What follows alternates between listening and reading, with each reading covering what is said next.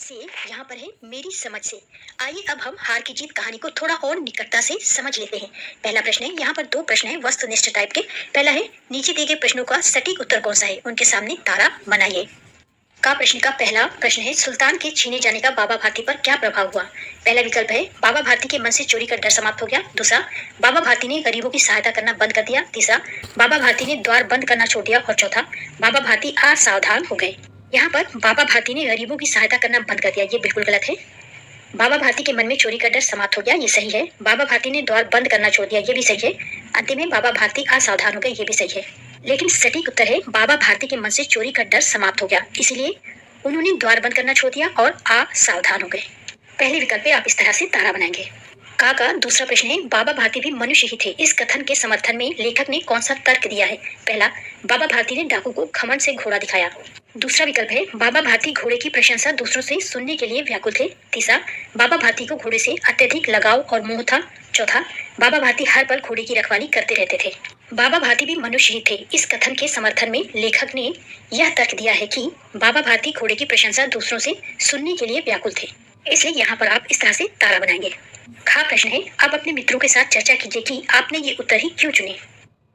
पहला उत्तर आपने ये क्यों चुना, इसके लिए क्योंकि बाबा भारती सुल्तान को खो चुके थे, खड़क सिंह ने उसे छल से छीन लिया था, इसलिए मैंने ये उत्तर चुना है। इस उत्तर के लिए आप बोल सकते हैं कि मैंने ये उत्तर इसलिए चुना है क्योंकि बाबा भारती उसकी सुंदरता को निहारा करते थे, देखकर प्रसन्न हुआ करते थे। वह इतना सुंदर था कि वह चाहते थे कोई उसकी तारीफ करे। अगली हेडिंग है शीर्षक का प्रश्न है, आपने अभी जो कहानी पढ़ी इसका नाम सुदर्शन ने हार की जीत रखा है। अपने समूह में चर्चा करके लिखिए कि उन्होंने इस कहानी को ये नाम क्यों दिया होगा। अपने उत्तर का कारण भी लिखिए। उत्तर में आप कह सकते हैं या लिख सकते हैं, सुदर्शन जी ने इस कहानी को हार की जीत नाम इसलिए दिया होगा क्योंकि बाबा भारती ने अपना घोड़ा खो दिया था, खड़क सिंह ने उसे चुरा लिया था, लेकिन उन्होंने खड़क सिंह को नैतिकता का ऐसा संदेश दिया जिससे खड़क सिंह ने घोड़ा वापस कर दिया। यह वास्तव में बाबा भारती की नैतिक जीत थी, भले ही उन्होंने भौतिक रूप से हार मान ली थी। खा प्रश्न है, यदि आपको इस कहानी को कोई अन्य नाम देना हो तो क्या नाम देंगे। आपने यह नाम क्यों सोचा, यह भी बताइए। इसका शीर्षक आप अपने मन से दे सकते हैं या फिर आप दे सकते हैं, ऊंचे विचार विश्वास की शक्ति जो हार कर भी न हारा। आप कोई भी कहानी से मिलता जुलता नाम दे सकते हैं। उत्तर में आप लिखेंगे, मैं इस कहानी को ऊंचे विचार विश्वास की शक्ति नाम दूंगा क्योंकि कहानी का मुख्य संदेश बाबा के ऊंचे विचार या विश्वास की शक्ति और ईमानदारी के महत्व को दर्शाता है। गा प्रश्न है, बाबा भारती ने डाकू खड़क सिंह से कौन सा वचन लिया। बाबा भारती ने खड़क सिंह से ये वचन लिया था कि खड़क सिंह ने जो भी छल से घोड़े को चुराया है, ये बात वो किसी को ना बताए, अन्यथा गरीबों पर से लोगों का विश्वास हट जाएगा। उत्तर आप इस प्रकार लिख सकते हैं, बाबा भारती ने डाकू खड़क सिंह से यह वचन लिया कि वह इस घटना को किसी के सामने ना बताए ताकि लोगों का गरीबों पर से विश्वास न उठ जाए, विश्वास बना रहे। अगली हेडिंग है पंक्तियों पर चर्चा। कहानी में से चुनकर कुछ वाक्य नीचे दिए गए हैं, इन्हें ध्यान से पढ़िए और इन पर विचार कीजिए। आपको इनका क्या अर्थ समझ में आया, अपने विचार लिखिए। पहला है, भगवत भजन से जो समय बचता वह घोड़े को अर्पण हो जाता। इसका अर्थ इस प्रकार आप लिख सकते हैं, इसका अर्थ है कि बाबा भारती अपना अधिकांश समय भगवान के भजन में व्यतीत करते थे और जो समय बचता था वह अपने प्रिय घोड़े सुल्तान की देखभाल में लगा देते थे। दूसरी पंक्ति है, बाबा ने घोड़ा दिखाया घमंड से, खड़क सिंह ने घोड़ा देखा आश्चर्य से। इसका अर्थ इस प्रकार होगा, इसका अर्थ है कि बाबा भारती को अपने घोड़े पर बहुत गर्व या घमंड था, उन्होंने घोड़ा बहुत गर्व से दिखाया, जबकि खड़क सिंह ने घोड़े की सुंदरता और बल देखकर आश्चर्य व्यक्त किया। तीसरी पंक्ति है, वह डाकू था और जो वस्तु उसे पसंद आ जाए उस पर अपना अधिकार समझता था। इस पंक्ति का अर्थ आप इस प्रकार लिख सकते हैं, इसका अर्थ है कि खड़क सिंह एक डाकू था, उसे जो भी चीज। पंक्ति है, बाबा भारती ने निकट जाकर उसकी ओर ऐसी आंखों से देखा जैसे बकरा कसाई की ओर देखता है और कहा, यह घोड़ा तुम्हारा हो चुका है। इस पंक्ति का अर्थ है कि बाबा भारती ने खड़क सिंह को दुखी निराश आंखों से निसहाय होकर देखा और स्वीकार किया कि अब घोड़ा खड़क सिंह का हो चुका है। अंतिम पंक्ति है, उनके पांव अस्तबल की ओर मुड़े परंतु फाटक पर पहुंचकर उनको अपनी भूल प्रतीत हुई। इसके अर्थ में आप लिखेंगे, इसका अर्थ है कि हमेशा की तरह बाबा भारती घोड़े की देखभाल करने के लिए अस्तबल की ओर बढ़े, लेकिन फाटक पर पहुंचकर उन्हें याद आया अब सुल्तान नहीं है, उन्हें अपनी भूल का एहसास हुआ और उन्होंने अपने कदम वापस खींच लिए। सोच विचार के लिए कहानी को एक बार फिर से पढ़िए और निम्नलिखित पंक्ति के विषय में पता लगाकर अपनी लेखन पुस्तिका में लिखे। दोनों के आंसुओं का उस भूमि की मिट्टी पर परस्पर मेल हो गया। यहाँ पर पहला प्रश्न है, किस किस के आंसुओं का मेल हो गया था, और दूसरा है, दोनों के आंसुओं में क्या अंतर था। पहला प्रश्न देखते हैं, किस किस के आंसुओं का मेल हो गया था, तो बाबा भारती और खड़क सिंह के आंसुओं का मेल हो गया था। उत्तर आप इस प्रकार लिखेंगे, बाबा भारती और खड़क सिंह के आंसुओं का मिलन हो गया था या मेल हो गया था। खा प्रश्न है, दोनों के आंसुओं में क्या अंतर था। उत्तर इस प्रकार हो जाएगा, बाबा भारती के आंसू खुशी और राहत के थे क्योंकि उन्हें उनका घोड़ा वापस मिल गया था, जबकि खड़ग सिंह के आंसू पश्चाताप के थे। दिनचर्या, यहाँ पर का प्रश्न है, कहानी पढ़कर आप बाबा भारती के जीवन के विषय में बहुत कुछ जान चुके हैं। अब आप कहानी के आधार पर बाबा भारती की दिनचर्या लिखिए। वे सुबह उठने से लेकर रात को सोने तक क्या क्या करते होंगे लिखिए। इस काम में आप थोड़ा बहुत अपनी कल्पना का सहारा भी ले सकते हैं। कहानी के अनुसार बाबा भारती की दिनचर्या आप इस प्रकार लिख सकते हैं। पहला, सुबह जल्दी उठकर ठंडे जल से स्नान करना। दूसरा, भगवान का भजन करना और प्रार्थना करना। तीसरा, घोड़े सुल्तान की देखभाल करना, उसे खाना खिलाना और उसके साथ समय बिताना। अगला, दिन के समय गांव के लोगों से मिलना और उनकी समस्याएं सुनना। अगला, शाम को सुल्तान के साथ घूमने जाना। और अंतिम आप लिख सकते हैं, रात में भगवान का भजन करना और सो जाना। खा प्रश्न है, अब आप अपनी दिनचर्या भी लिखिए। अपनी दिनचर्या आप सुबह से लेकर के रात तक की लिखेंगे। जैसे आप लिख सकते हैं कि आप 6 बजे सुबह उठते हैं, इसके बाद आप स्नान करते हैं, इसके बाद आप नाश्ता करते हैं, फिर स्कूल के लिए चले जाते हैं। स्कूल में आप अच्छी तरह से पढ़ाई करते हैं, खेल के पीरियड में खेलते हैं, स्कूल से घर आने के बाद दोपहर का भोजन करते हैं, मम्मी से या माता जी से स्कूल की बातें बताते हैं, थोड़ा आराम करते हैं, उसके बाद शाम में दोस्तों के साथ खेलने जाते हैं, वापस आकर के स्कूल का गृह कार्य करते हैं, थोड़ी टीवी देखते हैं और सो जाते हैं। इस तरह से आपके दिन भर की जो भी दिनचर्या है उसके बारे में लिखिए। कहानी की रचना, यहाँ पर का प्रश्न है, इस कहानी की कौन कौन सी बातें आपको पसंद आई, आपस में चर्चा करिए। ये कहानी आपने पढ़ी होगी, यहाँ पर आपको आपस में ये चर्चा करना है कि इस कहानी में आपको क्या क्या बातें अच्छी लगी हैं। इस कहानी में बहुत सारी बातें बहुत अच्छी हैं, जिसके बारे में आप आपस में चर्चा कर सकते हैं। जैसे पहला, बाबा भारती का करुणा और दया भाव। इसमें आप कह सकते हैं कि कहानी में बाबा भारती का अपाहिज व्यक्ति की मदद करने का भाव दर्शाता है कि वे कितने दयालु और करुणावान थे। यह दिखाता है कि सच्ची मानवता क्या होती है। दूसरा, आप बातचीत कर सकते हैं, खड़ग सिंह का दिल परिवर्तन। कहानी का यह भाग जहाँ खड़ग सिंह अपने किए पर पछताता है और बाबा भारती का घोड़ा वापस कर देता है, बहुत प्रेरणादायक है। यह दिखाता है कि किसी की सच्चाई और ईमानदारी कैसे एक व्यक्ति को बदल सकती है। अगली चर्चा आप कर सकते हैं सुल्तान की भूमिका पर। सुल्तान घोड़े का वर्णन और उसकी विशेषताएं कहानी में जान डाल देती हैं। यह कहानी के भावात्मक पहलू को भी और भी मजबूत बनाता है। अगली बातचीत आप कहानी की नैतिक शिक्षा पर कर सकते हैं। कहानी में दी गई शिक्षा बताती है कि सच्चाई और ईमानदारी हमेशा जीतती है। यह हमें सिखाता है कि कठिन परिस्थितियों में भी हमें अपने सिद्धांतों पर डटे रहना चाहिए। इसके अतिरिक्त आप बात कर सकते हैं लेखक की भाषा शैली पर। सुदर्शन जी की लेखन शैली और संवाद बहुत प्रभावी और सजीव है। यह कहानी को पढ़ने में रोचक बना देते हैं। खा प्रश्न है, कोई भी कहानी पाठक को तभी पसंद आती है जब उसे अच्छी तरह लिखा गया हो। लेखक कहानी को अच्छी तरह लिखने के लिए अनेक बातों का ध्यान रखता है, जैसे शब्द, वाक्य, संवाद आदि। इस कहानी में आए संवादों के विषय में अपने विचार लिखें। कहानी के संवादों के बारे में आप इस तरह से लिख सकते हैं, इस कहानी के संवाद सरल, प्रभावी और सजीव हैं।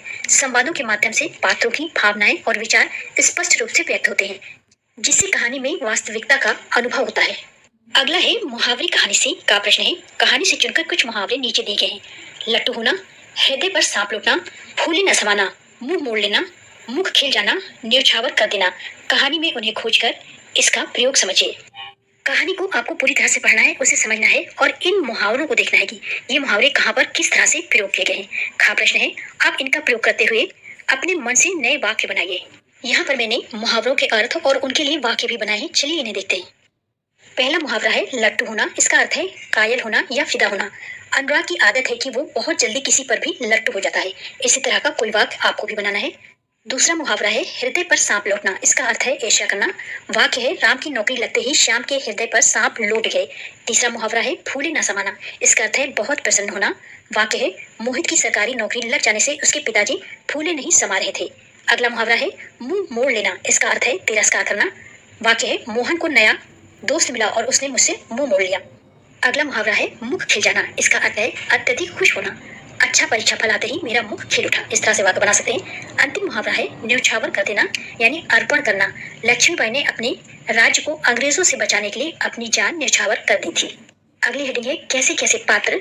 इस कहानी में 3 मुख्य पात्र हैं, बाबा भारती, डाकू खड़ग सिंह और सुल्तान घोड़ा। इनके गुणों को बताने वाले शब्द दिए गए हैं। शब्द चित्रों को पूरा कीजिए।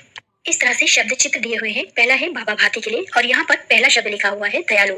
बाकी के शब्द आपको लिखना है।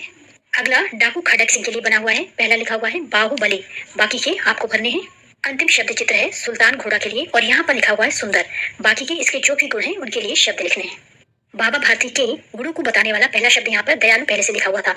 आप लिख सकते हैं उदार, कृपालु, भक्त, नैतिक और सहनशील। ये सारे गुण इनमें थे। डाकू खड़ग सिंह क्रूर था, कपटी था, प्रसिद्ध डाकू था ही, बेरहम था, बाहुबली था और निर्दयी था। सुल्तान घोड़ा सुंदर था, बांका था, बेजोड़ था, चमकदार था, मनमोहक था और बलवान था। आगे इस प्रश्न में लिखा हुआ है, आपने जो शब्द लिखे हैं वे किसी की विशेषता, गुण और प्रकृति के बारे में बताने के लिए उपयोग में लाए जाते हैं। ऐसे शब्दों को विशेषण कहते हैं। नैतिक, भक्त, कृपालु, उदार, दयालु और सहनशील, ये सब बाबा भारती की विशेषता को बता रहे हैं, इसलिए ये सारे शब्द विशेषण हैं। इसी तरह से निर्दयी, बाहुबली, बेरहम, डाकू, कपटी और क्रूर, ये डाकू भगत सिंह की विशेषताएं हैं, इसलिए ये सारे विशेषण शब्द हैं। बलवान, मनमोहक, चमकदार, बेजोड़, सुंदर और बांका, सुल्तान घोड़े की विशेषता को बता रहे हैं, इसलिए ये सारे शब्द विशेषण शब्द हैं। अगली हेडिंग है पाठ से आगे सुल्तान की कहानी। मान लीजिए यह कहानी सुल्तान सुना रहा है, तब कहानी कैसे आगे बढ़ती। स्वयं को सुल्तान के स्थान पर रखकर कहानी बनाइए। यहाँ पर संकेत दिया हुआ है, आप कहानी को इस प्रकार बढ़ा सकते हैं, मेरा नाम सुल्तान है, मैं एक घोड़ा हूँ। इसे आपको स्वयं करना है। कहानी को आप शुरू करेंगे, मेरा नाम सुल्तान है, मैं एक घोड़ा हूँ से। अगली हेडिंग है मन के भाव का प्रश्न है, कहानी में से चुनकर कुछ शब्द नीचे दिए गए हैं, बताइए कहानी में कौन कब ऐसा अनुभव कर रहा था। पहला चकित, दूसरा अधीर, तीसरा डर, चौथा प्रसन्नता, पांचवा करुणा और छठा है निराशा। चलिए देखते हैं कौन कब ऐसा महसूस कर रहा था। पहला शब्द था चकित। खड़क सिंह सुल्तान को देखकर चकित रह गया था, यानी खड़क सिंह आश्चर्य का या चकित होने का अनुभव कर रहा था। दूसरा शब्द है अधीर। खड़क सिंह का हृदय सुल्तान को देखने के लिए अधीर हो उठा। यहाँ पर खड़क सिंह ही अधीरता का अनुभव कर रहा है। अगला है डर। जाते जाते खड़क सिंह ने कहा, बाबा जी मैं ये घोड़ा आपके पास ना रहने दूंगा। तब बाबा भारती डर गए, यानी डर का अनुभव बाबा भारती कर रहे हैं। अगला शब्द है प्रसन्नता। सुल्तान को देखकर व उसके साथ घूमते समय बाबा भारती के मुख पर प्रसन्नता आ जाती थी, यानी प्रसन्नता का अनुभव बाबा भारती कर रहे हैं। अगला शब्द है करुणा। जब खड़क सिंह ने कहा, ओ बाबा इस कंगले की सुनते जाना, तो उसकी आवाज में करुणा थी।